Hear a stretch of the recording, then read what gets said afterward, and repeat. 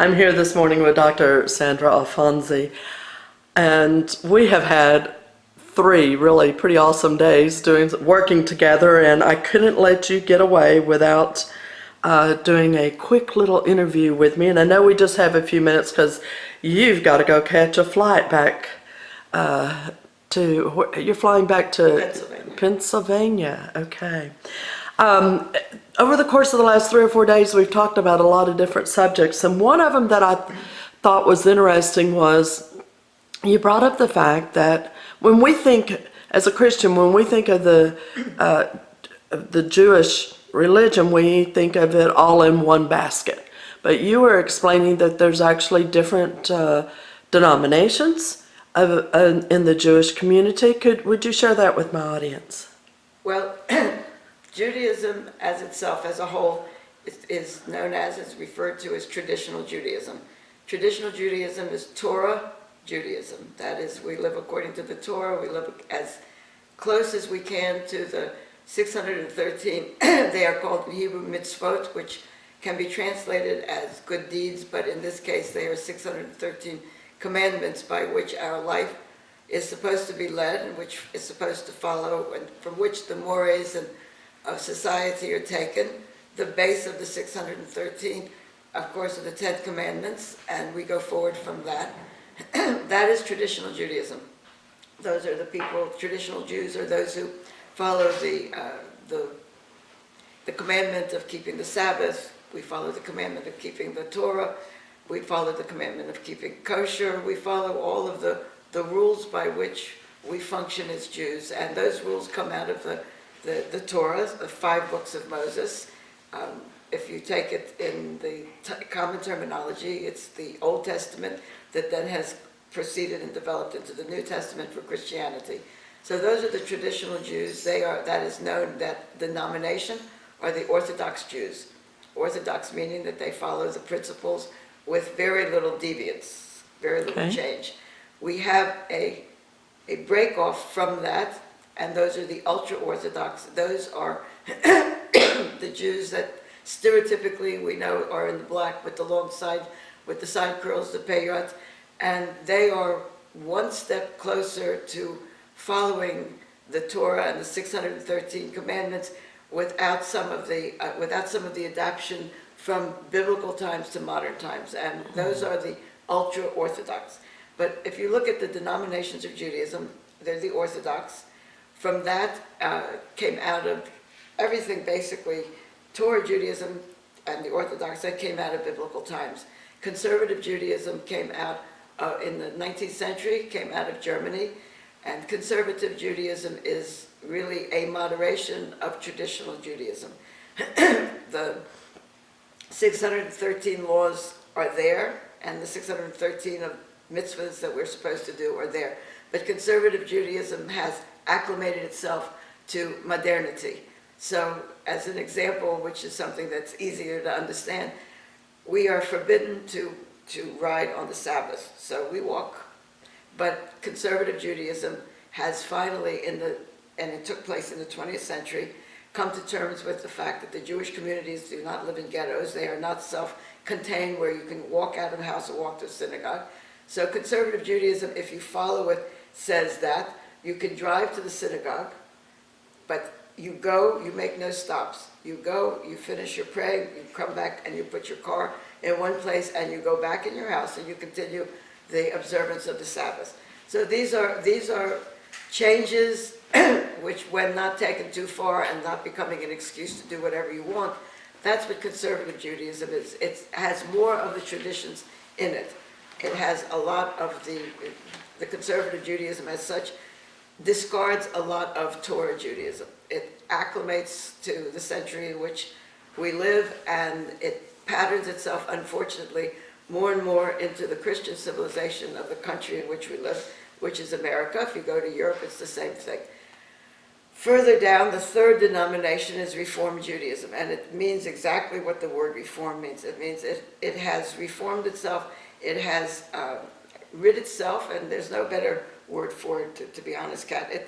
The Reformed Jews have eliminated, excuse me, many of the traditions that hamper freedom of spirit and freedom of life. And that it is, it's like you're born a Jew, and you hopefully, not necessarily so anymore, you're born as a Jew, you marry as a Jew, and you die as a Jew.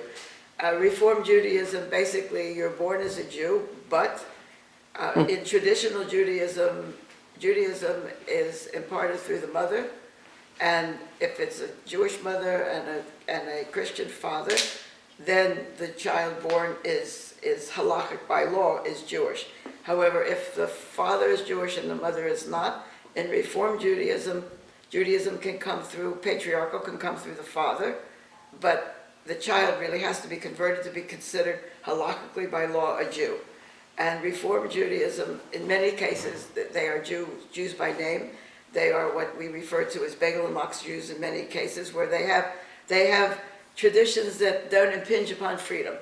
And Reform Judaism is now, conservative Judaism was the big growth, and now that has started to taper off, and Reform Judaism went so far away from Torah Judaism that people like someone like I am really, I always recognize a Jew as a Jew, but I found Reform Judaism, where it had gone, it was an escape from any kind of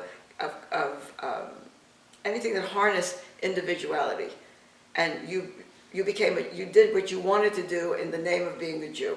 So mainly keeping kosher went, because it's difficult to keep kosher.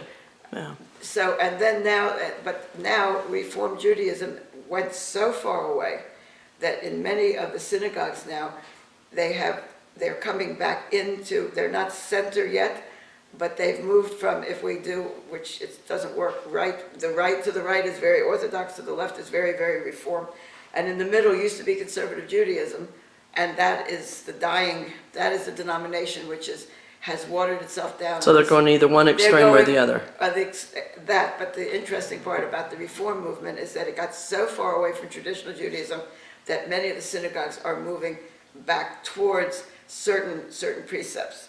So those are the three denominations of Judaism. But there's a fourth now, and they are the Reconstructionists, and it means like you're just rebuilding. They are completely, or almost completely, away from being traditional Jews.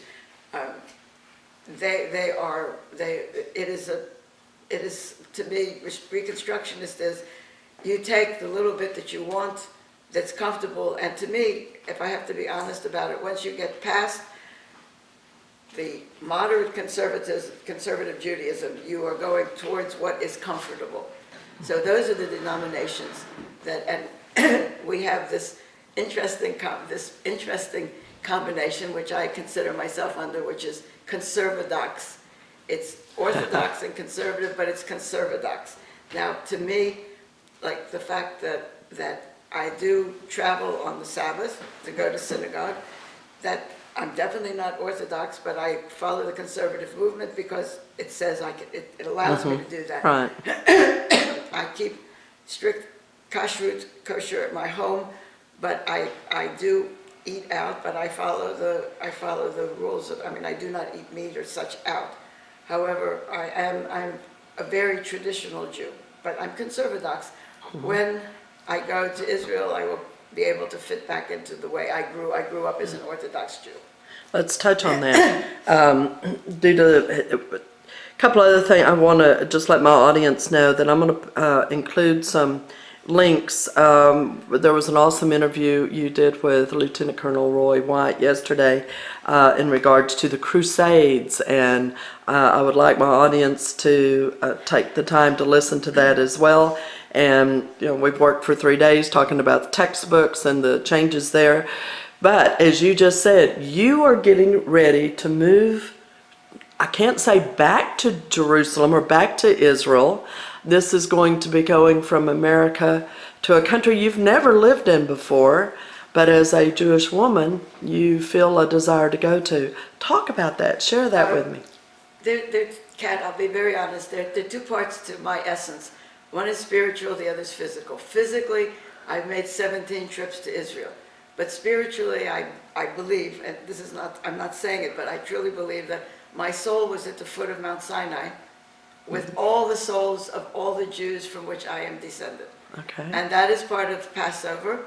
That is part of the Exodus, when the Jews stood at the foot of Mount Sinai and the Torah, the Ten Commandments, but the Torah was handed down by God, by Hashem, and Moses imparted it to us. I have always believed, and that is the strength of my spirituality and my ability to survive and to remain a Jew. I feel that what is missing in today's world, and it's not just in Judaism, it's in Christianity, it's where the spirituality either has never been, and you've been born into something and forced to do something, or where the spirituality, due to life circumstances, has waned. Now, my spirituality has never moved. I've said since the day I was able to talk, which unfortunately for the world was very soon. But my mother said at 8 a.m. in the morning I was born with my mouth open, ready to eat and to talk, and I'm still successfully doing both. But I have believed, and I've always said, when it comes to Sandra, my soul was made in Israel, the land of Israel, was made at Mount Sinai, and the body was made in America. And it has taken me 33 years, because in 1985, when I made my first trip on Passover, for Passover to Israel, that was when my soul was actually physically home with my body. Wow. And then is when I said, when my fear was not to be able to do it while I could still be an asset to Israel. I didn't want to be a burden to this country. I don't want to be a burden here either. But the trip, the decision to make Aliyah, which means in Hebrew to go up, that decision, it's because my body and my soul, while my soul is in my body, they are separated. When I'm there, I'm a whole person. So I made the decision, and I am just, it looks like I'm just picking up, but I'm going home. This has been my place of residence. This is where I've been hanging out for all these years, and I've not wasted my life. I've had a very productive life, and I've done a lot of things that most people don't do, but I am going where I'm home. I've never felt home in this country. Wow. I've been in this country. I've lived in this country. I love America passionately, but I've never been at home. And Texas. And Texas I adore. Texas I adore. But I've always said when I board the plane for Israel, I'm going home. And I've always said when I come board the plane to come, I say I'm going back. Yeah. So that's my longing to put my body and my soul together in the same place, and my soul can never be here. Wow, very interesting. And you have, your move to Israel has been somewhat expedited. It's kind of amazing how quickly everything is falling into place for you to move. You are, I understand you're going to have a job even, some work to do when you get there. You want to share about that? Yes. It seems as though I meant to do this at this time, and I met on Facebook. I've become friends with a woman on Facebook who is a professor, a teacher, and she's also an author, and she's seen things that I've written, and she asked me if I would be her editor. So I'm going over, and what I will start doing, I will be her editor of for her new books, re-edit the old ones, and editor for her new book, which is in progress, and the third book, which is waiting to be written. And what I want to do over there, and there's an organization, Nefesh B'Nefesh, which means soul to soul. I told them that if I could do, not as a volunteer, if I could teach English to the French and Italian Olim, those who are making Aliyah, and those are really, excuse me, those are really Jews being pursued by horrific anti-Semitism, and because I am a professor of French and Italian, and I speak their language and I know their culture, what I would like to do is to work as the second language is English in Israel. First is Hebrew, second is English, third is Arabic. So they will be going to Ulpan to study the Hebrew, but I would like to have to me it would be an honor to work with my people that have fled oppression to Israel and try to open the road to them. And then I have a passion which I will be in charge of when I'm over there, which is the Martef HaShoah, the Chamber of the Holocaust, which is a memorial to the 6 million martyred Jews. Well, that is my passion, at where my soul is located, and that is to help memorialize and make sure that the memory of the 6 million is not only not forgotten, but that is definitely remembered. So Yes, that's yes. what my life looks like. But at the center, and I have to say it because you know me already, and Roy is over here, the center of everything is always going to be the work I do in the textbooks and the truth in textbooks, because strangely enough, my work has preceded me over to Israel, because the first question asked me is that now that I'm going to be here, am I going to stop doing the work on the American textbooks? And I said no, because to keep the alliance between America and Israel strong, that's a work that I have to Absolutely. do. So Absolutely. that's what my life in a nutshell looks like now. Oh, that's awesome. Well, it is time for you to leave Yes. to make it to the airport to catch your flight. And thank you so much for taking the time this morning to share with my audience. I appreciate you. I'm delighted, and I'm sorry I overslept, or I could have spoken to you more. That's all right. You needed the sleep. We worked hard the last Yes, 3 we did, days. but it was productive, and Yes. it's an honor to work with you. Oh, same here. I appreciate it. Thanks.